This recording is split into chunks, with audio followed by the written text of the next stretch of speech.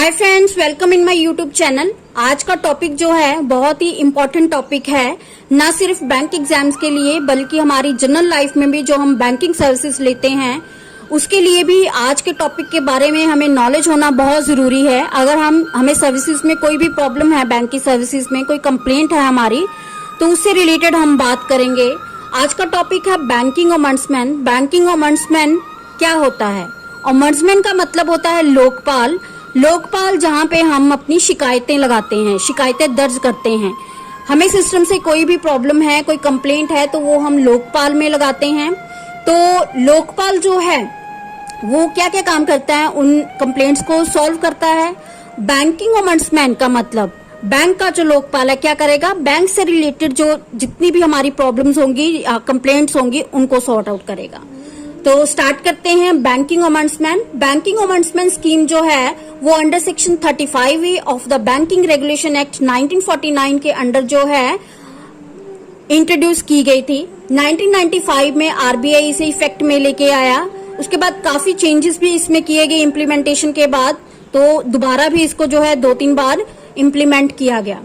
अब कौन कौन सी कंप्लेंट्स जो हैं हम बैंकिंग ओम्बड्समैन में लगा सकते हैं वो डिस्कस करेंगे हम। सबसे पहले है rate of interest of loan.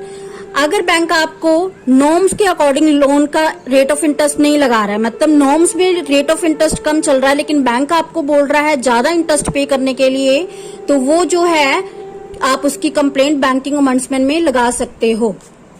Next है लोन एप्लीकेशन आपकी टाइम पे अप्रूव नहीं हो रही है, ठीक है, आपकी बहुत देर से पेंडिंग पड़ी हुई है लोन एप्लीकेशन, तो भी आप उसकी कंप्लेंट जो है बैंकिंग ओम्बड्समैन में लगा सकते हो। बैंक आपको ना तो कोई रीजन बता रहा है, ना ही कोई आंसर कर रहा है उस चीज के लिए कि क्यों आपकी लोन एप्लीकेशन पेंडिंग पड़ी हुई है, क्यों अप्रूव नहीं कर रहे, तो आप उसकी कंप्लेंट जो है लगा सकते हो बैंकिंग ओम्बड्समैन में।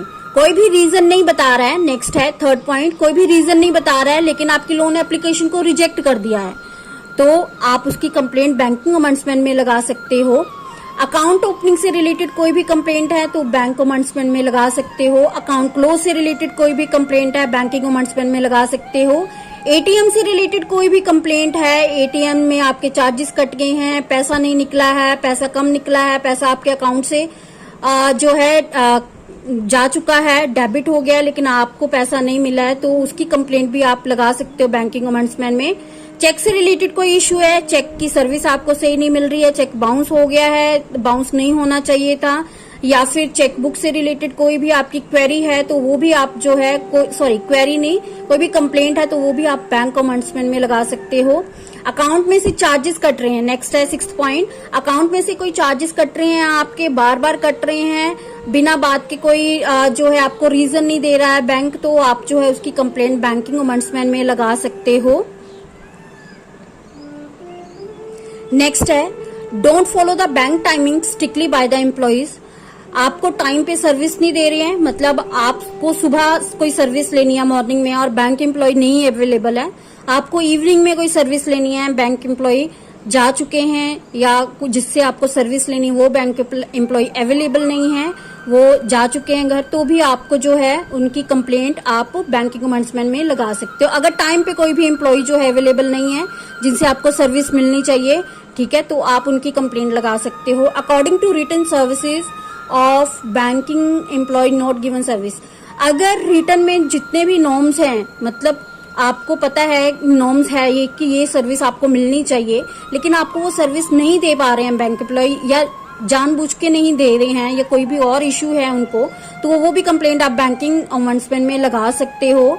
नॉर्म्स में जो है लिखा होता है कि कौन कौन सी सर्विसेज जो है बैंक से आपको मिलेंगी।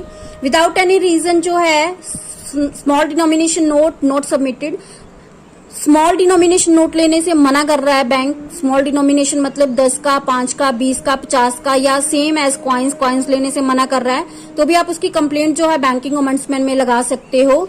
विदाउट एनी रीजन चेक जो है आपका पेमेंट आनी है, नहीं आ रही है, रिफ्यूज हो रही है, डिले हो रही है, ड्राफ्ट की सेम बिल पेमेंट की पेमेंट आपकी डिले हो रही है, रिजेक्ट हो रही है, रिफ्यूज हो रही है, तो उसकी कंप्लेंट भी आप बैंकिंग ओम्बड्समैन में लगा सकते हो।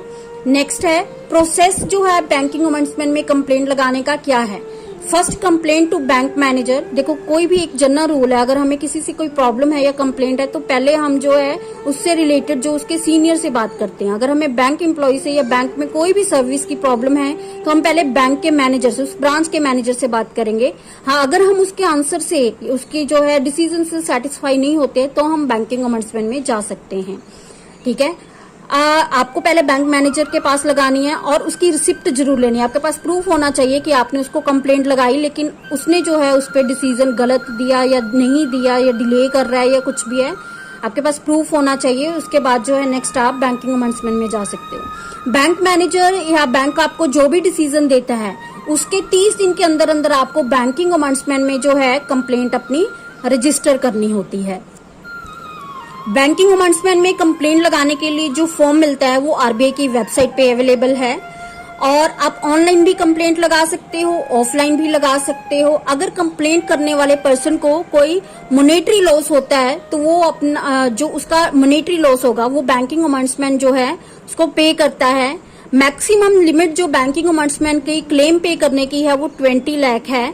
बाकी जितना भी उस पर्सन का नुकसान हुआ हो, सपोज अगर 8 लाख का उसका नुकसान है तो उसको 8 लाख मिलेगा। अगर जो है 40 लाख का नुकसान है तो उसको 20 लाख मिलेगा। मतलब दोनों अमाउंट में से विच एवर इज लेस वो अमाउंट जो है उसको बैंकिंग ओम्बड्समैन पे करेगा।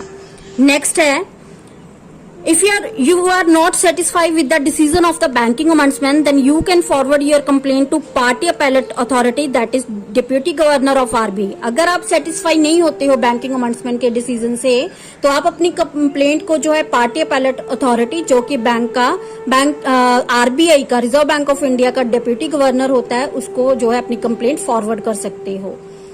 अगर जो है आपने कंप्लेंट पहले कोर्ट में लगा दी है, ओम्बड्समैन में अभी आपने कंप्लेंट नहीं लगाई है, कोर्ट में लगा दी है, तो आप जो है बैंकिंग ओम्बड्समैन में अपनी कंप्लेंट नहीं लगा सकते हो।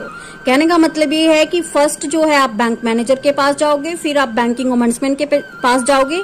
अगर फिर भी आप सेटिस्फाई नहीं होते हो डिसीजन से, फिर आप कोर्ट के पास जा सकते हो। अब नेक्स्ट है, who is appointed as the banking ombudsman of the India. Chief general manager of RBI, RBI का जो चीफ जनरल मैनेजर होता है, और general manager of the RBI जो है वो as a banking ombudsman of the India जो है काम करते हैं। ठीक है जी, आज का ये टॉपिक था बैंकिंग ओम्बड्समैन। और please like my video, subscribe my channel and please share my video, क्योंकि वीडियो बनाने में जो है बहुत ही ज्यादा मेहनत लगती है। ठीक है, बहुत ज्यादा स्टडी करनी पड़ती है, रिसर्च करनी पड़ती है। ठीक है, तो इसलिए प्लीज वीडियो को लाइक जरूर कीजिए, चैनल को सब्सक्राइब जरूर कीजिए और वीडियो को शेयर जरूर कीजिए। Okay, thank you so much.